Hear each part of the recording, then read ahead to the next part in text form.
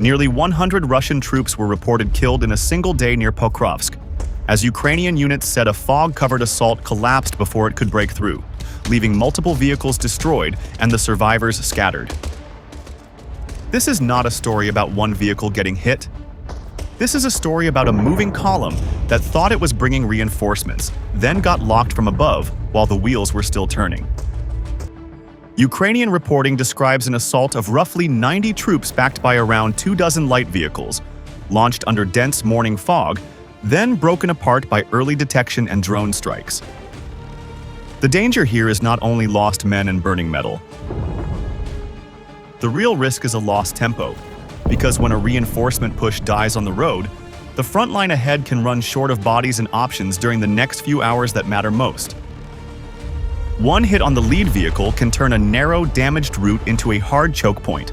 Then FPV after FPV can fall into the jam and erase the whole cluster in minutes. The bigger question is why this keeps happening. Why does Russia still accept exposed movement near Donetsk when surveillance is constant? And when Moscow itself claims its air defense shot down hundreds of Ukrainian drones in just 24 hours? If the sky is never truly empty, what does survival movement even look like anymore? The convoy enters the narrow corridor thinking speed is protection, but the road becomes the trap once the sky is watching. It moves in loose pieces on a damaged lane, and the visibility is thin enough that drivers cannot see far past the next bend. Trucks ride the center to dodge potholes, others hug the edge to pass, and the line stretches and compresses as each driver reacts to the broken surface. That stop-start rhythm leaves a pattern that can be read from above, since tire marks and brief pauses reveal where the column is forced to slow. High overhead, a Ukrainian reconnaissance FPV holds position, not rushing the strike, but watching the timing of the movement and learning the convoy's habits. The drone stays high for a steady view, and it keeps the vehicles inside the frame long enough to confirm what is happening on the road. When the trucks reach a section where the route narrows between a shallow ditch and a low rise, the formation becomes fragile, since passing is harder and turning around can block everyone behind. The drivers push through anyway, because stopping in the open feels worse than rolling forward, and the fog ahead makes each second feel like a race against a threat that cannot be seen. Inside the trucks, troops ride packed with gear, and the sense of routine is broken by the need to scan the sky through dirty windshields that show very little. A few heads tilt upward, then drop again, because there is nothing clear to point at, and that uncertainty is its own pressure. The reconnaissance drone adjusts its angle to keep the lead vehicles centered, because the front of the column is the lever that can freeze everything behind it. As the convoy reaches another damaged stretch, the lead truck eases off the throttle. The second truck closes the gap too quickly, and the third driver brakes hard to avoid a collision. In that instant, the loose spacing collapses, and several vehicles bunch into a tighter cluster than the drivers intended. From the air, that compression is a signal, because one strike can do more than destroy one vehicle, it can lock the road. The drone continues to shadow the column through the fog, and it waits for the moment when the convoy commits to the narrowest point, where escape routes are limited. At ground level, the lane feels like a funnel, and each truck that enters it reduces the room for the truck behind to maneuver. Then the fog thins for seconds, silhouettes sharpen, and the vehicles become visible as one line rather than scattered shapes. That is the moment the reconnaissance FPV needs, because it can confirm position and density and hold the picture long enough for the strike team to act. At this point, the key action is still invisible to the troops on the road, since the first hit has not happened yet, but the lock has already been set by patient tracking. The breaking point comes when the convoy moves without visible drone defense and becomes an easy shape against a clearing sky. As the fog begins to thin, outlines sharpen along the road, and the vehicles that once blended into gray air now stand out against pale ground and dark tree lines. The crews cannot see the sky clearly, but from above the entire movement is readable, because the mixed column of trucks and armored vehicles follows a single damaged route that cuts through open fields before reaching scattered buildings. There are no visible anti-drone nets stretched over the cargo beds, no clear signs of electronic jamming vehicles placed between trucks, and no escort firing into the air to push away small aircraft. The convoy keeps moving in the same lane, and each vehicle tracks the tire marks of the one ahead, which makes the pattern even clearer from a high angle. As the lead tank clears the fog, the rest of the column enters the exposed stretch one by one, and the loose formation begins to look like a thin chain pulled tight across open terrain.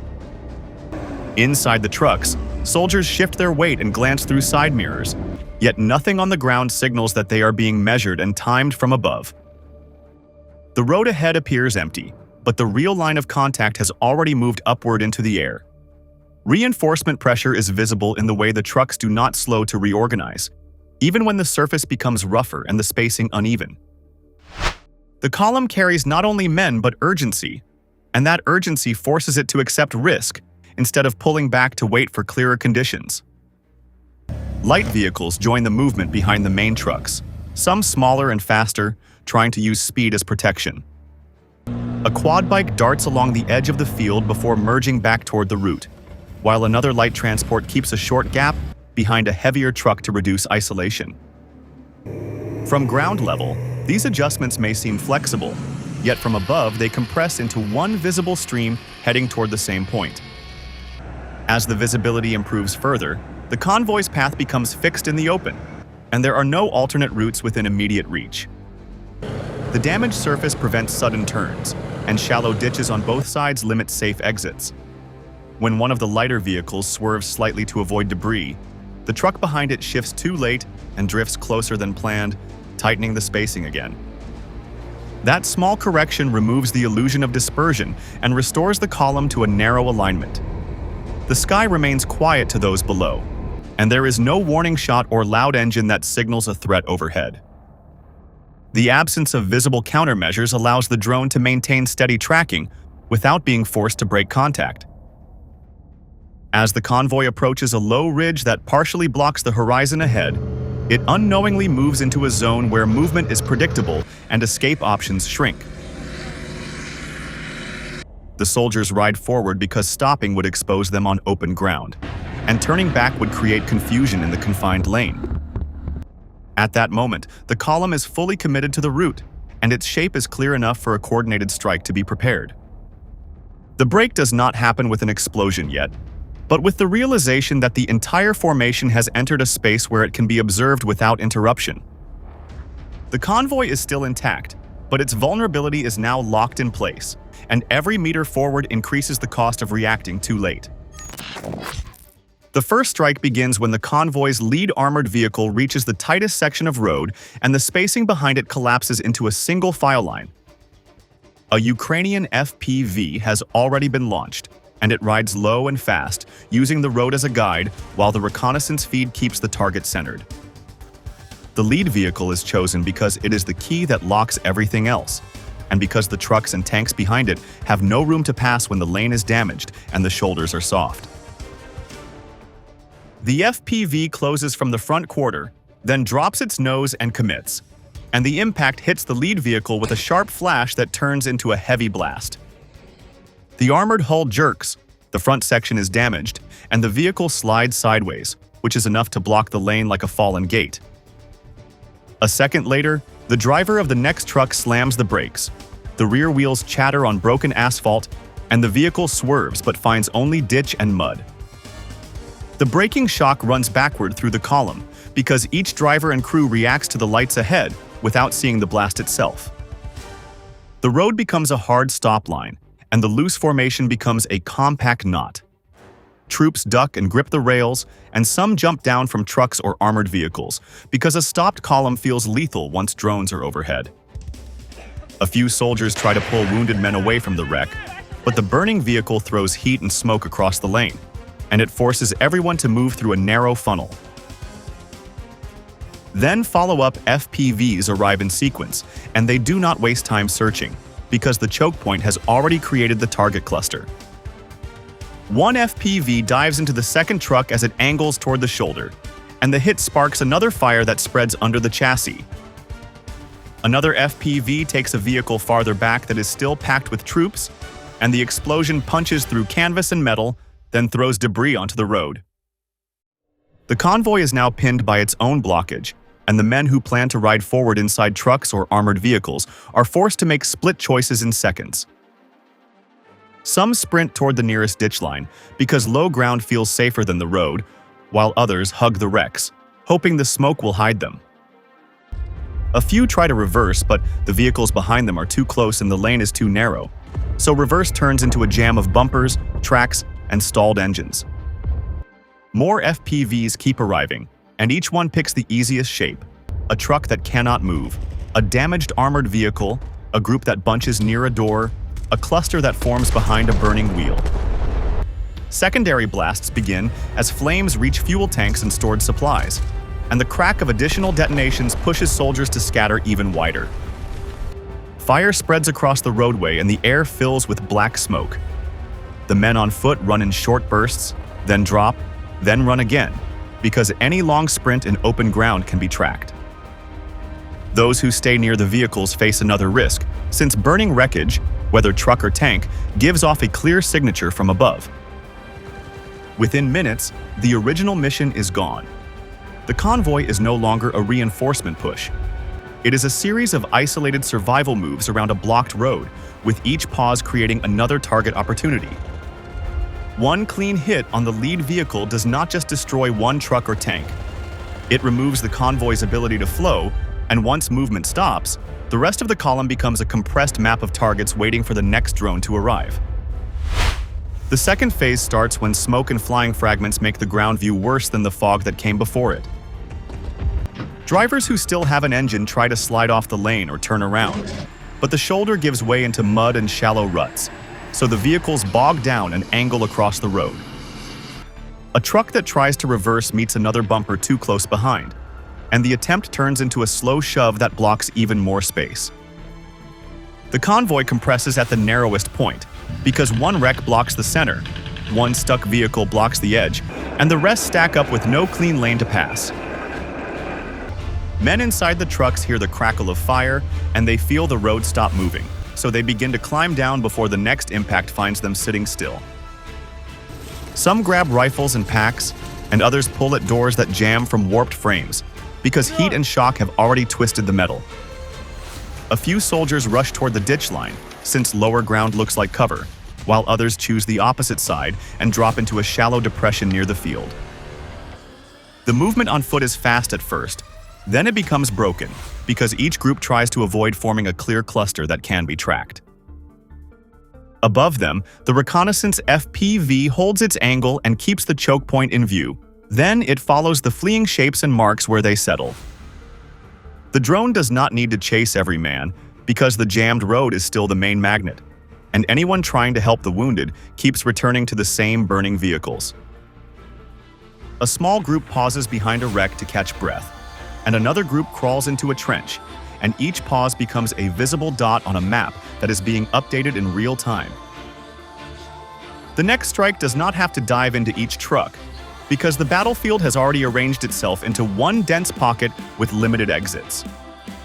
A heavier bomber drone arrives higher and slower, and it lines up on the choke point where engines still idle and men still crowd near doors. The drop lands where the road is most clogged, and the blast does not just destroy a vehicle, it throws dirt and debris into the ditch and forces the nearest soldiers to break away at once. Flames spread into the space that troops were using as a shield, and the heat pushes them out from behind the wrecks and into open ground. Some try to sprint across the field, but the soft soil steals speed, so the run turns into a stagger, and the men begin to separate into smaller pairs. A follow-up strike lands close enough to shake the ground, and the shock convinces the remaining drivers that staying on the road is no longer an option. One vehicle attempts a hard turn to cut across the field, but the wheels sink and the chassis leans, so the crew abandons it and joins the flow on foot. The convoy is now split into two problems at the same time, with burning vehicles that block movement and scattered survivors who can be tracked as they leave. At this moment, the safest route is not obvious, because staying inside the jam invites another hit, yet running into open terrain removes the last hard cover. The final phase unfolds when secondary explosions begin to ripple through the blocked corridor and turn a damaged convoy into a burning barrier. After the first wave of strikes, flames spread from one wreck to another, and sudden blasts erupt from within the cargo beds and fuel tanks. These follow-on detonations send metal fragments across the road and into the nearby ditch, and they force anyone still close to the vehicles to dive for the ground. The exact contents inside each truck are not confirmed on the battlefield, yet the pattern is clear, because bursts of fire and sharp concussions appear seconds after the initial hits. Each new blast widens the zone that cannot be crossed, and the smoke thickens into a wall that blocks both vision and movement. Drivers who hoped to wait out the attack now face engines that overheat or stall, and some vehicles are abandoned even if they remain intact.